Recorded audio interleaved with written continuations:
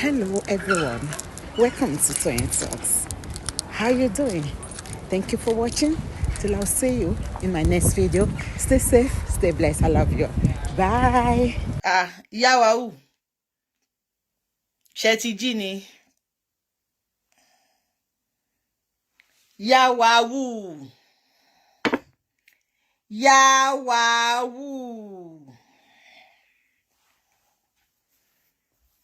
Okay.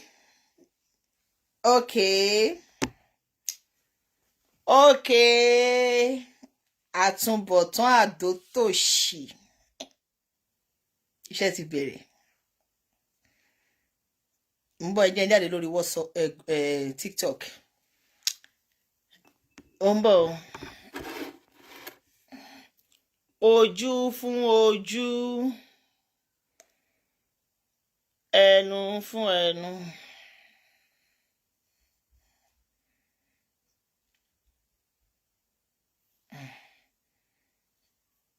Ẹ̀jẹ̀.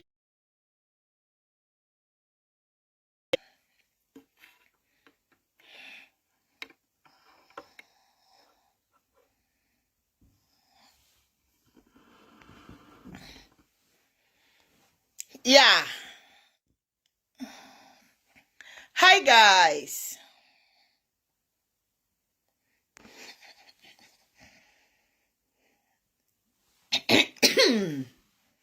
Ṣé ẹ wà?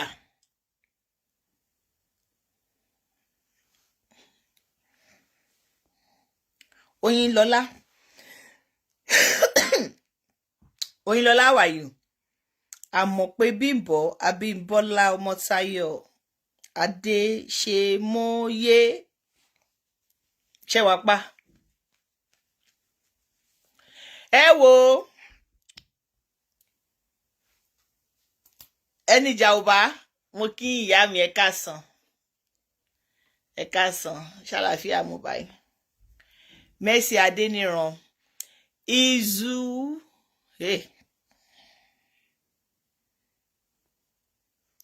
Izu Agbẹ́dẹ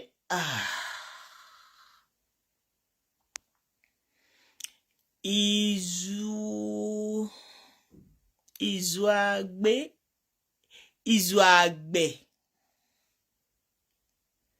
ata ẹ gbà mí atanasiu agbodekwesi mo kí ló dé. Who are you? Where are you from? Hope you are not from Tanzania. Which name be this? Wetin be this? Look at your name. Your name make me cough. Ìyá ẹsẹ Máyọ̀mí ẹ gbà mí. Orúkọ Izuagbe Antanausius Agbodekwesi mọ̀mọ́. Lórí cyber iná. Lórí, where are you from?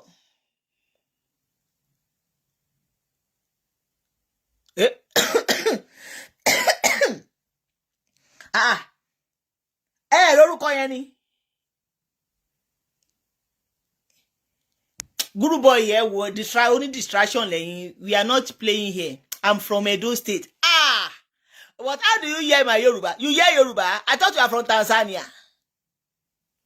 I don't know you are from Edo Benin City. Your name is very long for me. In fact, it's overall. Welcome on board, guys. Welcome on board. Ẹ káàbọ̀. Ẹ káàbọ̀. Ẹ bá wa share show yìí o. Àwọn blogger wa ti ready. Yeah, our bloggers are ready.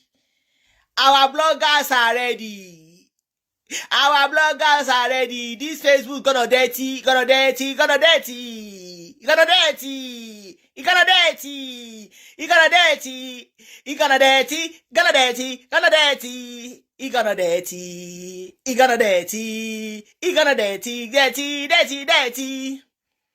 Now, ẹ wojú mi dáadáa. Èmi ló ń pè ní ọmọ wọn níjẹ̀bú gbó. ọmọ olókè àgbò méje rókù alẹ́nu gbọ́rọ̀ bí ọ̀bẹ tá bá dúró tìyàn a máa dúró tán ni lórí ta fọ́gò ta dé yìí no retreat no surrender ṣó ti yé yín no retreat no surrender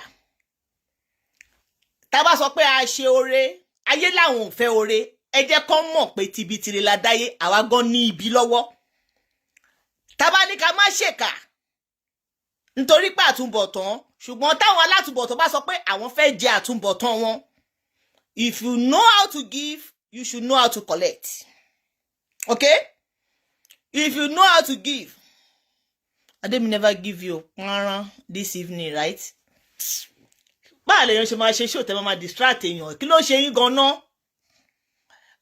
kí n mọjú mọ́ra bí olóko ńlá òun náà ṣe ń kọrin fún yín pé ice cream àti candle ẹ máa ń drink nígbà tá à ń ṣe ṣóun sí tẹ́ ń wá wọn tí fẹ́mi lóko ṣé ọ̀rọ̀ oko mo bá wá fún yín sìn ṣé ọ̀rọ̀ oko mo gbé wá now àwọn blog wa ti wà ń ta ṣó ti yé yín èmi ò mọ àwọn tó wà ní blog yẹn o but àwọn máa promote wọn bí ṣó ti yé yín sìn àwọn tó wà lábẹ́ blog tí mo fẹ́ máa dárúkọ yìí ẹ lọ follow blog yẹn back to back àmọ́ wọn àwọn náà kàn jẹ́ fáǹsì randomly fáǹsì Lizzy Anjorin ni wọ́n ṣó ti yé yín ẹni tó bá mọ̀ pé òun nífẹ̀ẹ́ favourite òun tó bá ti nífẹ̀ẹ́ favourite ẹ má fi favourite ẹ wá wàhálà you will protect your favourite since you are protecting your favourite by coming for our favourite we too we go protect our favourite by giving it to dirty to your own favourite ṣó ti yé yín now it's high time I want to see the people that they call themselves warriors. I want to know if you are warriors. If you are not warriors, get out of there. Because warriors no dey scared, they no dey tire. Ada, ìbọn, sọ́ọ̀dù, kùmọ̀, gbogbo ẹ̀ láti kó lé yín lọ́wọ́ báyìí. Ẹ ṣá ẹni tó bá yẹ kẹ́ ṣá ìṣàkúṣà. Ẹ gún ẹni tó bá yẹ kẹ́ gún lórí cyber, ẹ gún wọn ní gùgùgùn. Ẹ̀yin ti TikTok, ara for ara, God bless you, mo ṣì ń bọ̀, ẹ ṣá máa bá mi ká lọ. Ṣó ti yé yín? Ẹ ti ṣí page lórí Facebook. Now, orí TikTok, àtúbọ̀tán àdótòṣì, we need page on TikTok. Gbogbo ẹ̀yin tẹ́ ṣí page, Àkànkẹ́ one náà ẹ follow ẹ̀, òun ló comment yẹn. Follow that account now. Follow that account now. Ẹ follow àwọn account blogger and kundus to I am a warrior. Yeah, I'm a warrior blog. 13 blog tele. Kundus to you, we acknowledge you. You are doing perfectly job well done. We appreciate you. Oh yeah. Gbogbo àwọn blog tó ti ṣí. Follow those blog. Iṣẹ́ máa bẹ̀rẹ̀. To all of you, tẹ́ fẹ́ fẹ́ ṣe verse over. Wọ́n ti fẹ́ mú fóònù mi dé. Ìtọ́kọ̀ mi rí fún mi yẹn mi like ẹ̀. So ọmọ mi ti lọ bá mi já tuntun ó ń bọ̀ nsìn. Ẹ̀yin lẹ máa sanwó ẹ̀. Ẹ mọ̀ pé mi ò lówó gàrí mo máa mú. Ó ti fẹ́ mú fóònù dé. Mo máa já pálí ẹ̀ lójú yín bí báyìí. Tá máa fi síná, tá máa ṣe kinní. Fún gbogbo ẹ̀yin a ṣí fóònù yẹn, ó wà fún blogging nìkan. Blogging nìkan. Àti gbogbo ẹ̀yin tẹ́ fẹ́ máa ṣe voice over. Ṣó ti yé yín? You know our target is their favorite. We go for their favorite. Tí a bá bẹ̀rẹ̀ sí ní ṣe tó dirty. Tí scandal favorite wọn. Tó bá bẹ̀rẹ̀ sí ní fly káàkiri lórí ayélujára. Government wọn àwọn àkànṣe sí ń gbà yín. But for now, torí pé ó sì fi sọ́dọ̀ èèyàn kan. Ó fi sọ́dọ̀ Lizzy Anjorin, government ò tí rí wọn, ẹ má worry. Tó bá ti fi sọ́dọ̀ èèyàn méjì. Tó fi sọ́dọ̀ èèyàn mẹ́ta. Gbogbo ẹnikẹ́ni tó bá ti celebrate favorite wọn, ẹ lọ fún wọn massively. Ẹ lọ wá scandal wọn, ẹ gbé síta. Àti scandal wọn tí Gistlover àti fi blog wọn tẹ́lẹ̀tẹ́lẹ̀, ẹ gbé wá síta. Nítorí pé tó bá celebrate Lizzy Anjorin, wọ́n máa ṣí àwọn ọmọ òṣì wọn lẹ̀, wọ́n á ní kó lọ máa attack wọn. Tó bá ti lọ attack àwọn tó celebrate Lizzy Anjorin, àwọn èèyàn sún sẹ́yìn. Àwọn náà ló máa padà wá fi ń bú Lizzy Anjorin pé wọn celebrate ẹ̀ kò réyàn lẹ́gbẹ̀ẹ́ mọ́ gbogbo èèyàn ti sá fún whereas àwọn ló lọ àtàkì àwọn tó bá celebrate Lizzy Anjorin o gbogbo ẹni tó bá ti kí Lizzy Anjorin happy birthday àbí wọ́n kí wọ́n ṣe gbá wọ́n kọ́ àwọn ọmọ wọn kọ́ lọ wọn attack wọn Jaiye Kuti ó sì kí Yèyé Mẹ́sọ̀ recently ò kì í ṣe fún birthday wọn o but ó lọ kí wọn lọ́dà comment wọn mi ìmọ̀ kan tí Yèyé Mẹ́sọ̀ post bó tún ṣe lọ attack Jaiye Kuti nìyẹn kí ni wọ́n sọ pé Yorùbá ẹ ronú gọ́ọ̀mẹ̀ntì ni kó máa bá wọn ronú níbi tó wá dé ojú fún ojú ẹ̀jẹ̀ fún ẹ̀jẹ̀ ni ààrẹ lajú dídẹ̀ kí kálùwọ̀ kò wọ̀ Yorùbá ronú lọ fi pa Mohbad àwọn tó pa Mohbad náà lọ sọ pé kọ́ káńsù Naira Marley a lè sọ pé kọ́ wá pa àwọn ọmọ ológo wa tán torí pé wọn ológo pé wọ́n fẹ́ lọ gbé ará òkè òun wá it's high time we stand up we stood our ground tẹ́ni Tekisa and Taton tó bá pò kiri tó dágírí Tanzania gbàlú ẹ̀ lọ Ghana gbàlú ẹ̀ lọ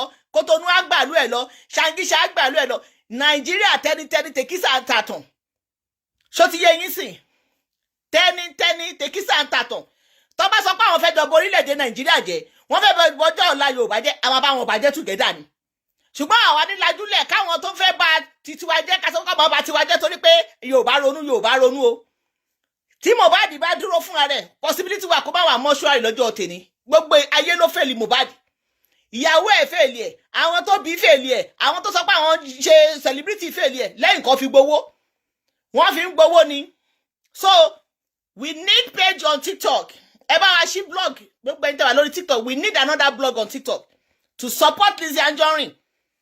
This fight is for all. A fight for one is a fight for all. We are not saying justice now. Justice for all. This is not justice for Lizzy Anjorin. It's justice for all. The bullying is too much. I can't tell one. I can't comment here follow it. It's one of our blogger. Èmi meto wa ndie ma wa kiri. Ako asa won pe èyàn ló lò kin ṣanjonu. Bo de janjonu ló lò. Anjonu ti networking nìyẹn kò káyé. Anjonu ti networking nìyẹn kò káyé. So, ẹ̀yin tẹ́ fẹ́ jẹ́ student, if you want to be our students, tẹ́ fẹ́ máa ṣe voice over. You all that know their story. Ẹ̀yin tẹ́ ti mọ story wọn, anybody tó wá ti celebrate favorite wọn. Bóyá ó kí wọn fún birthday ni, àbó kí wọn fún anything ni, tẹ́ bá ti ní story wọn ẹ gbé síta, ẹ ṣe voice over ẹ jù fáwọn blogger wa. Wọ́n á gbé sáyé. Ẹ jù sáwọn blogger wa. So ẹ jẹ́ kí n máa kà àwọn blogger yẹn fún yín. Iṣẹ́ ti dé nìyẹn kò ṣe dúró wò. Now, that's my voice over. Ẹ ti sáré ju voice over ò lẹ́yìn ṣe yìí. Àìsí mò ń bọ̀, ẹ dúró. Ń bọ̀.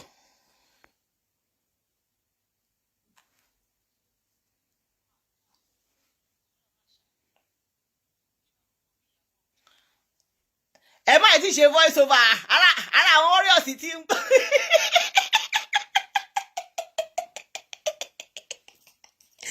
Àṣọ ń gbá lára àwọn èèyàn.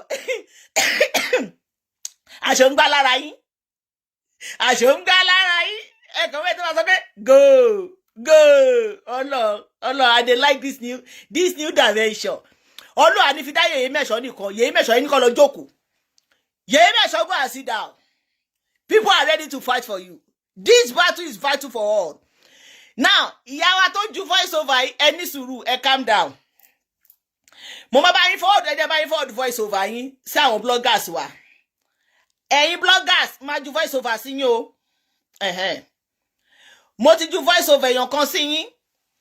Àwọn fọ́tò tó ti yàmà nípa favorite wọn ẹ lọ kó lórí Google. Àwọn story ìgbà tó ń bẹ̀bẹ̀ fòkó tó ń bẹ̀bẹ̀ fòká gbogbo ẹ̀ ló wà lórí YouTube. Ìgbà tí favorite wọn àtọ̀rẹ́ ẹ̀ jà ọmọ Bitcoin mo pé o ọmọ Bitcoin gbogbo story yẹn voice note yẹn wà lórí YouTube. Ẹ lọ máa gé kékèké ẹ gbé síra wọn. Ẹ dá síta. Ẹ jẹ́ kó lọ viral. Story ọmọ wọn gbogbo bá ṣe ẹ bá wọ́n rí bóyá àsìkò igan Naira Marley máa sọ̀rọ̀. Àsìkò igan Naira Marley máa fi fake profile ju nǹkan tó jọ pa wọ́n pọ̀. Àsìkò yìí ni tẹ́ bá ní ọmọ bá ṣe ń ṣí blog ẹ̀yin lẹ ṣí gist lover. Ẹ̀yin lẹ sí àdó tó ṣí gist lover. Ẹ̀yin lẹ ṣí amẹ̀bọ̀ blogs. Ẹ̀yin lẹ ṣí oríṣiríṣi blog. Ẹ má worry. ẹ̀yin mọ̀ ṣe àgọ́ mọ̀ ṣe aláwọ̀ èèyàn tó mọ̀ ṣe both home and abroad we get it started. I need àwọn page lórí TikTok o. We need like 10 pages on TikTok to support this cause. Ẹ̀yin tẹ́ bá fẹ́ bá wa ṣí page lórí TikTok, please. Ẹ bá wa ṣí ẹ sọ orúkọ page yẹn fún mi. The warriors, the people, the Abiamos will follow. They will share it massively. Tabade ti ń ṣe show to support Lizzy Anjorin on TikTok. Ẹ bá wa máa gbé síbẹ̀. Gbogbo àwọn voice over tó bá ń ṣe ẹ máa gbé sórí TikTok ẹ jọ máa lọ viral. And we still need another blog lórí Instagram. We need like blog lórí Instagram. So it should go viral. Ẹ jẹ́ àjọba yára wa jẹ́ ẹ má fọ̀. Ṣebí ayé bíbàjẹ́ ló dá nílẹ̀ Yorùbá ẹjọ́ máa bá yára wọn jẹ́ lọ. Àwọn gan máa bá wọn fọwọ́ kún. Ẹdìyẹ ló bá wọn tọ̀ tẹ́lẹ̀. Adìyẹ ṣe sọ́nà àti fẹsẹ̀ sí. Ṣó ti yé yín?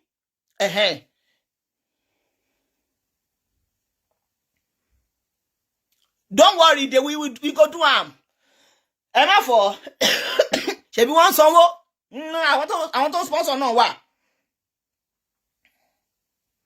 Àwọn tó sponsor náà wà. Kọ́mọ ẹ bá ń gbé fóònù mi dé. Ó yá ẹ̀yin tẹ́ fẹ́ ṣe voice of àṣẹ ti ready. Fire for fire ni o. Ẹ má fọ̀ o. Our target is their favorite. Ẹ jẹ́ kí ìyẹn ẹ jẹ́ kó máa wà lọ́kàn àyà yín. Ṣẹ́rí favorite tàwa òun ni Lizzy Anjorin. A dẹ̀ sọ pé kó filẹ̀ a pariwo. Ẹ fi Lizzy Anjorin lẹ̀. Ẹ fi Lizzy Anjorin lẹ̀ ẹlẹ́gbọ̀. Favorite wọn ò mú àwọn ajá èso. Who is Alutamania? Ta ló ń jẹ́ bẹ́ẹ̀? Ṣé lórí Facebook ló ti ń stream mi ní àbórí TikTok? Ta ló ń jẹ́ bẹ́ẹ̀?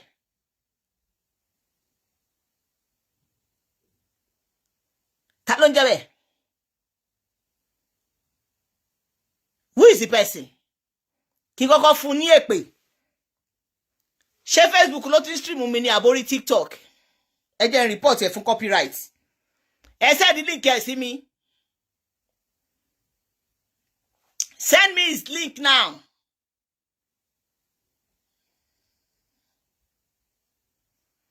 Ẹ ju link ẹ̀ sí mi lórí WhatsApp ẹ jọ̀ọ́ mo wà live by a lè easy fún mi fún copyright.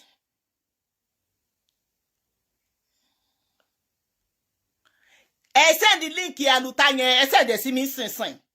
I know how to report that link immediately for copyright. Ẹ send ẹ̀ sí mi. Ẹ̀yin tẹ́ ẹ lọ send ẹ̀ sí mi lórí WhatsApp mi bye mo ń ṣe show bye. So that I can report that live now. Bí mo ṣe ń ṣe live fún copyright. Ẹ send ẹ̀ sí mi. Tenny said I say I will support you with data. Ẹ contact wa. Ẹ jẹ́ kí n lọ wo account yẹn lórí TikTok.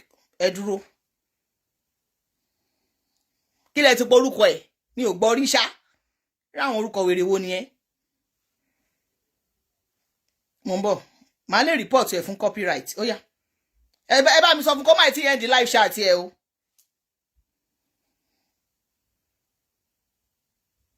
Kí lẹ pọ orúkọ ẹ̀? Alutamana. Okay. Mo ti rí ó tiẹ̀ dábẹ́.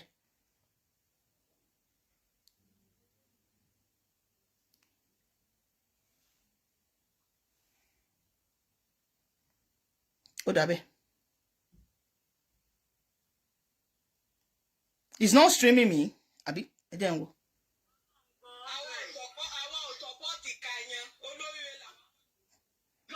Kò stream mi. Bí ó ti change show. Òun ò ṣe stream mi.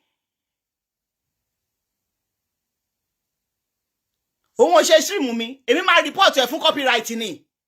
Immediately ni TikTok á dẹ̀ confirm pé mo ṣe live chat tó ń stream mi. Wọ́n á dẹ̀ strike ẹ̀. I know that èmi ò ráyè wèrè, èmi ò stream àwọn wèrè. Tó bá ti stream mi mo ti lọ sí kíní ẹ̀ kò stream mi mọ́ ń gbà àwọn èèyàn sókè wọ́n jọ ń rojọ́ ni. Tó bá ti stream mi wọ́n sì stream mi live tẹ́lẹ̀ pé mo ṣe live tó bá stream mi ẹ sọ fún mi, I go report the account immediately for copyright. Pẹ̀lú account mi. TikTok á dẹ̀ confirm ẹ̀, wọ́n á dẹ̀ gbé wálẹ̀. Àmọ́ pé Bimbo, you say you want to do voice, you don't know how to do it. Ṣé ẹ̀ kí n ṣe voice note ni? Ṣé ẹ̀ kí n send VN sí yàn ni? Ẹ má máa gbọ́ àwọn ọ̀rẹ́ pé ẹ fẹ́ ṣe voice over ẹ̀, you don't know how to do it. Do voice note. Ṣé ẹ̀ kí n send voice note sí yàn lórí WhatsApp ni? Ṣé bẹ́ẹ̀ máa ṣe voice note sí yàn lórí WhatsApp? Abẹ́ kì í ṣe. Gbogbo ẹni tẹ́ máa sọ pé ẹ fẹ́ ṣe voice over yẹn, ẹ mọ̀ bó ṣe ń ṣe yẹ, ẹ má sọ létí mi mọ́, ó máa ń bí mi nú. Ó máa ń bí mi nú. Ẹ máa ń fi voice note send séyàn lórí WhatsApp. That is voice note. Do the voice note. We have blogger that we modelize it. What they said about me, ẹ jẹ́ ká máa sinmi. Tó bá ti stream mi, what they said about me, who cares? Kò káyé. If they not talk about me, I go talk about me. Rẹpẹtẹ. Ó dàbí ẹ̀ mọ̀, ṣẹ́rí gbogbo àwọn yẹn, don't give them publicity on my page. And tẹ́ bá rí pọ́n stream mi live, just send it to my Mumbo. Hello.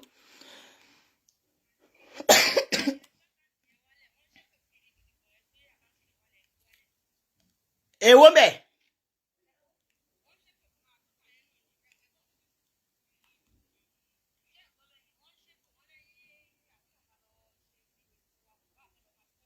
Ẹ jẹ́ kó ṣe ẹ má worry mo ti gbọ́. Ṣé wọ́n play kò ṣáà play mi àbò ń play mi?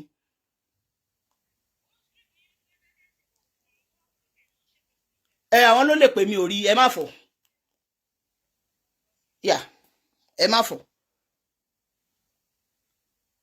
If you want to send voice note, send it to my WhatsApp number.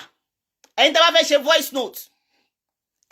voice note, to give it to their favorite. Voice note tẹ́ bá máa ṣe is to their favorite. Ẹ send díẹ̀ sí mi.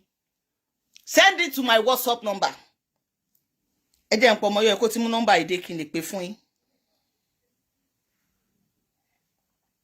Sherry, àwọn page kan wà, ẹ gbọ́ mi o. Sherry, I don't want distraction. Ẹni tá bá nájà la máa follow. Kí n wariwo ọjà o. Our focus, our main focus is their favorite. Ignore the shenanigans of àwọn ẹyẹ kékèké tó àwọn arebipa tó ń follow ẹ. Forget those one. Focus on their favorite. Don't be distracted.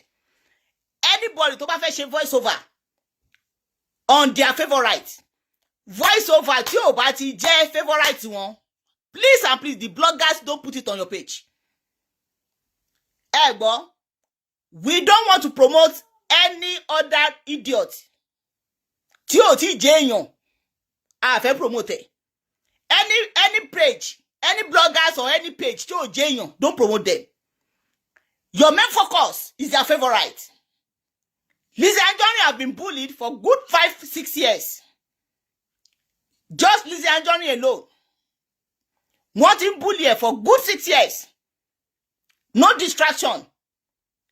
If I see any of these bloggers, tó lọ distracted, tó lọ dá àwọn wèrè kan lóhùn irú wèrè kan àlútà yẹn, èmi fẹ́ kó máa stream mi kí strike ẹni. Once I strike, I don't want to have anything to do with it. Wọ́n bá máa ṣe pé lórí platform wọn. Àwa náà máa ṣe show. So don't be distracted. Their favorite is our main goal.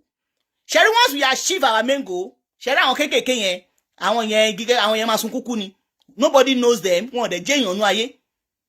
Ṣọ́rọ̀ mi yé yín. Nobody knows them. Ignore. Tí àwọn ajá favorite wọn tó bá ti ṣe show, tó ti ta sí Lizzy Anjorin tó fi ń compare. Ẹ̀yin náà máa down. Ẹ mọ̀ pé yèé mẹ́sàn ló ń ta sí wọn ta sẹ́yìn. Ṣẹ̀tìrín sì pé mo ti fi pé ẹ má wà distracted. Àwọn ajá yẹn wọn ò ní ta sẹ́yìn, wọn ò ní ta sí Lizzy Anjorin gangan ní target wọn. So target tẹ̀yìn náà gangan ní main character. Target tẹ̀yìn ní main character. Ṣẹ́rí tẹ̀yìn náà bá attack main character wọn. Ṣé wọn pé gbogbo main character àti tẹ̀yìn ní ti Lizzy Anjorin tí wọ́n attack. Lizzy Anjorin ó ti mọ́ wọn lára kò ní jẹ́ tuntun mọ́. Ṣẹ́rí main character wọn gangan ló ṣe máa fi yẹ. Tẹ́yìn bá attack main character wọn, attack ẹ̀ tó ń rí pé òun fò káàkiri àwọn ọmọ òun náà fò káàkiri attack àwọn ọmọ ẹ̀ káàkiri òun ló máa mọ bó ṣe máa máwọn ajá èso òun ló máa mọ bó ṣe máa máwọn ajá èso tó máa bọ́ síta tó máa sọ fún wọn disclaimer but tẹ́ bá lọ ń distracted tẹ́ lọ ń wà distracted tẹ́ ń ta sí àwọn ajá ìkékeré yẹn ẹ má wo bẹ̀ ẹ jẹ́ kó ṣe pé wọ́n ti gé ti yín lọ you focus on their main character their favourite you focus on them you launch attack on them ṣó ti yé yín favourite wọn gangan àti gbogbo àwọn tó gánú ayé tó bá celebrate favourite wọn you go for them ṣe tí ń gbọ́ sí ojú fún ojú ẹ̀jẹ̀ fún ẹ̀jẹ̀ mi ò gbọ́dọ̀ rí pé blogger kan ẹ lọ ń blog àwọn wèrè kan tó jẹ́ èèyàn náà ayé o kò ní. Let me block you. Abikeru Lode, who call you here? Orí òpè come and carry me to court. Bí àwọn dárúkọ ìyá ẹ̀. Bí àwọn adé sọ fún mi pé make character lórúkọ ẹ̀. Never in your life put such comment on my page. Take me to court. Nonsense. All what I'm saying is online. Gbogbo òṣì tó ti sọ láti jọ is not online. Take me to court. Bóyá orúkọ ẹ jẹ́ make character wá sọ fún mi. Or you think I'm a fool? Abikeru Lode, let it be the first and the last you comment that nonsense on my page. Jacoja, the first and the last, you put that shit on my page. If your name is main character, you take me to court. If your name is favorite, you take me to court. Shorty, yeah. Since they have been doing it for Lizzy Anjorin, how many people Lizzy Anjorin has taken to court? Orin buru. Emma Danwo, let them take me to court. If you go for law court, let them take me to court. Yeah. Mo ti lọ bá ẹni tí ó yẹ kí n bá ń ṣá. Oh, Shaizi. Mo ń bọ̀.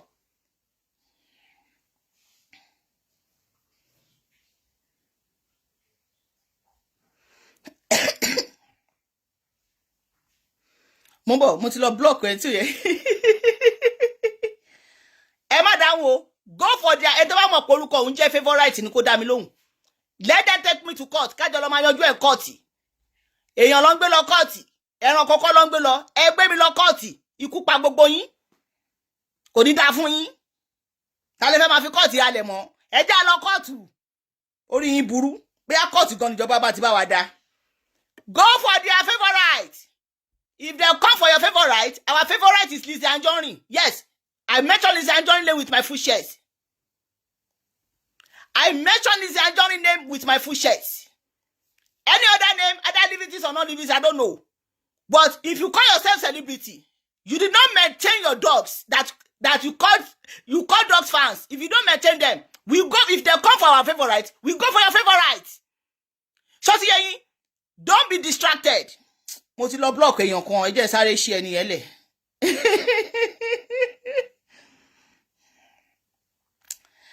Mo block account kan sìn. Yeah. Yeah. Abikeru Lode yẹn orí ẹ̀ ti dàrú. Orí ẹ̀ dàrú. Orí yín dàrú. Ẹ má gbọ́ mi. Don't mind that account. Olórí ibu ni ẹ má dá lóhùn. Don't mind that account. Orí ẹ̀ ti dàrú. For even coming to my page to tell me what to do, orí ẹ̀ ti dàrú. Kó lọ máa reloaded láyé ẹ̀. Who cares? Now, Ajawale, ṣọmọ yìí ti dé ni. Blogging ti bẹ̀rẹ̀. Tó àwa ti wá fún Lizzy Anjorin, don't go for them. But if they come for Lizzy Anjorin, they come for our business, they come for our family, they come for our friends, they come for anything that concerns Lizzy Anjorin, go for their favorite. Egbo, Alábòsí ní mi village, ẹ káàbọ̀ jàre, recognize ẹ ṣe ẹkú ṣe takuntakun. If they come, don't be distracted though.